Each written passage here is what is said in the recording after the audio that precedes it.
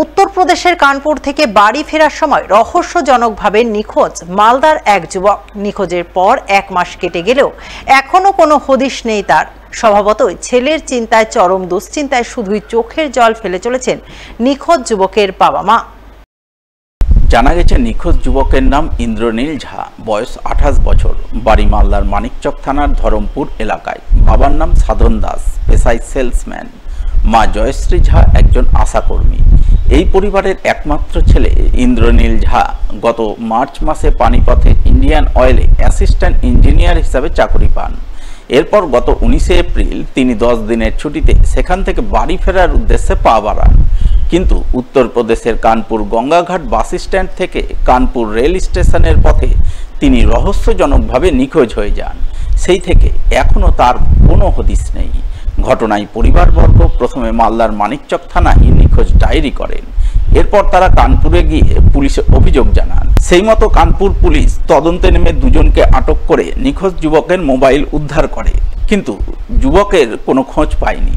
তারপরেও তাকে উদ্ধারের ব্যাপারে পুলিশের কোনো তৎপরতা নেই। তাই এখন ছেলের চিন্তায় শুধুই চোখের জল ফেলে চলেছেন ইন্দ্রনীলের বাবা মা দুজনেই। ছেলে প্রধান লক্ষ্মী অ্যাসোসিয়েটেড, এখন যেটা ফ্র্যাঞ্চাইজিস ইন্ডিয়ান অয়েলে, সেখানে পানিপথে চাকরি করতে গেছিল অ্যাসিস্ট্যান্ট ইঞ্জিনিয়ার পোস্টে। BTech electrical engineer assistant engineer পোস্টে চাকরি করতে গেছিল। সেখান থেকে ও বাড়ি ফিরছিল 10 দিনের ছুটিতে। সেখানে ও বাড়ি ফিরতে গিয়ে আমাদের সঙ্গে 21 তারিখ পর্যন্ত কথা হয়।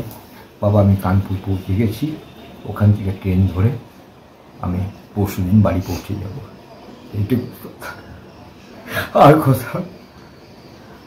আমরা যেহেতু পিঠে স্ট্যাম্প, আমাদের এখানে কোনো কেউ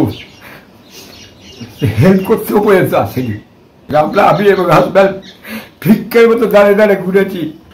এই প্রশাসন যদি আমাদেরকে একটু হেল্প করতো, তাহলে আজকে আমার ছেলে বাড়ি চলে আসতো। কানপুরের পুলিশকে জিজ্ঞেস করছি, বলছে আমাদের চুনাও আছে, ভোট আছে, এখন আমরা করতে পারছি না। আজকে তাহলে আমাকে 18 দিন ওখানে পড়ে থাকতে হতো না টাকার জন্য, টাকার নিজের খরচ। আজকে আমি আর একটাই মাত্র সম্বল, কি নিয়ে বাঁচবো বলুন তো। শুক্রবার 19 তারিখ রাত্রে, শুক্রবার ছিল সেদিন, 19 এপ্রিল। সেদিন বললো মা, আমি বললো যে আমি বাসে উঠে গেছি।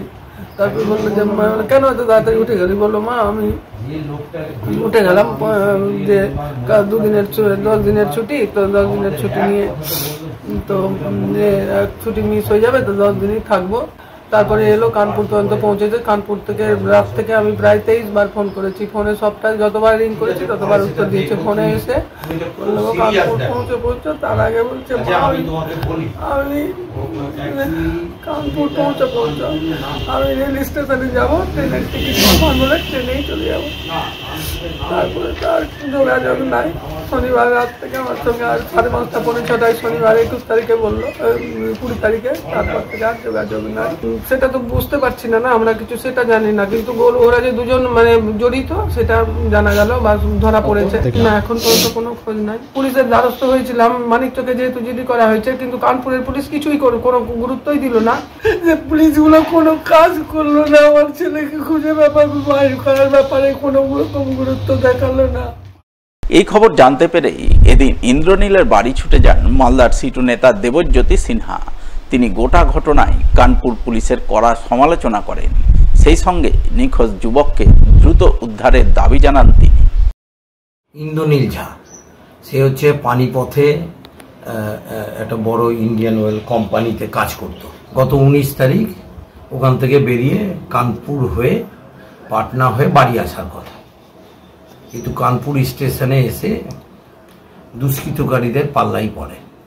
তারা ওকে স্টেশনে না নিয়ে গিয়ে নিজেদের গ্রামে নিয়ে যায় এবং সেখানে গিয়ে সব কেড়ে নেয়।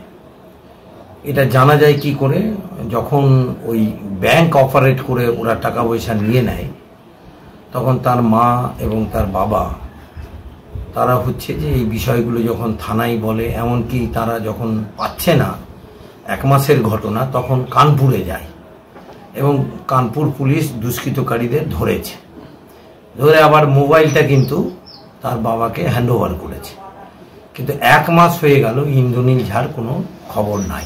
আমরা ডিএম, এসপি মন্ত্রী লেভেলে সবাইকে কথাবার্তা বলে গোটা বিষয়টা আমাদেরও CI2 নেতৃত্বদের জানিয়েছি, দিল্লিতে নেতৃত্বদের জানিয়েছি। নির্বাচন আছে, ঠিক আছে, কিন্তু নির্বাচনে যদি কোনো অঘটন ঘটে তা তার কি বলছে বিকল্প ব্যবস্থা নাই? প্রশাসন কি এরকম হবে? অবিলম্বে মানে 10-12 দিনের মধ্যে ছেলেটাকে কিন্তু খুঁজে বার করতে হবে।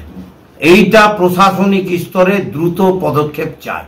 15 দিন ধরে রহস্যজনকভাবে নিখোঁজ এক গৃহবধূ। ঘটনায় বধূর স্বামীর তরফে থানায় ডায়েরি করা হলেও এখনো কোনো হদিশ নেই তার। স্বভাবতই দুশ্চিন্তা আর আশঙ্কায় দিন কাটছে নিখোঁজ বধূর পরিবারবর্গের। এই ঘটনাকে ঘিরে জোর চাঞ্চল্য তৈরি হয়েছে মালদার হরিশ্চন্দ্রপুর থানার বড়ুই গ্রাম পঞ্চায়েতের 12ঘরিয়া গ্রামে। জানা গেছে নিখোঁজ গৃহবধূর নাম মাজেনুর খাতুন, বয়স 25 বছর। স্বামীর নাম আলাউদ্দিন আহমেদ। তিনি পেশায় একজন পরিযায়ী শ্রমিক। তিনি চলতি মাসের 11 তারিখে ইন্দোর থেকে কাজ সেরে বাড়ি ফেরেন, আর ওই দিন বিকাল থেকেই তার স্ত্রী রহস্যজনকভাবে নিখোঁজ হয়ে যান। এরপর থেকে এখনো পর্যন্ত তার কোনো হদিশ মেলেনি। স্বভাবতই নিখোঁজ বধূর শ্বশুর এবং বাপের বাড়ির পরিবারের লোকজনেরা চরম দুশ্চিন্তায় রয়েছেন। মায়ের জন্য চোখের জল ফেলে চলেছে 2 নাবালিকা কন্যা শিশু। ঘটনায় নিখোঁজ বধূর স্বামীর বক্তব্য, তার স্ত্রী ঘটনার দিন বিকালবেলা মাদ্রাসায় রান্না করতে যাওয়ার নাম করে বাড়ি থেকে বের হন। এরপর তিনি আর বাড়ি ফেরেননি।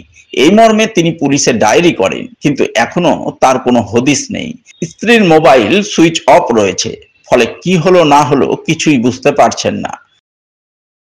আমি সকালে এলাম, সকালে আসার পরে ও গেল রান্না করতে মাদ্রাসায়, আমি গেলাম বাদের দিকে। ওখান থেকে এলাম, ও দেখছি খাবার নিয়ে এলো তরকারি, তো আমি খেলাম। খেয়ে নিয়ে আবার আমি শুয়ে পড়লাম। ও গেল ফের রান্না করতে, রান্না করে আনলো, আমি স্নান করে আসে খেলাম। আর ও আবার 4টার দিকে বললো কি আমি যাচ্ছি মাদ্রাসায় রান্না করতে। তো আমি বললাম যে আসবি কখন? তো ও বললো যে 7টার দিকে। ততক্ষণই আমার মা আধা ঘন্টা বাদে আমার মা বললো ডাক দিচ্ছে বাচ্চাটিকে আলিকনুর করে। তো বাচ্চাটি শুনছে না। আমি তখন আসলাম, আসে দেখছি আমার মা বলছে যে এখন ও মাদ্রাসায় রান্না করতে যায় না। ও সন্ধ্যায় গেছিল, 4টার সময় বলে গেছিল আমাকে। ও 4টার সময় রান্না করতে গেছে। তারপরে আর কোনো খোঁজ পাচ্ছেন না? তারপরে কোনো খোঁজ পাচ্ছেন।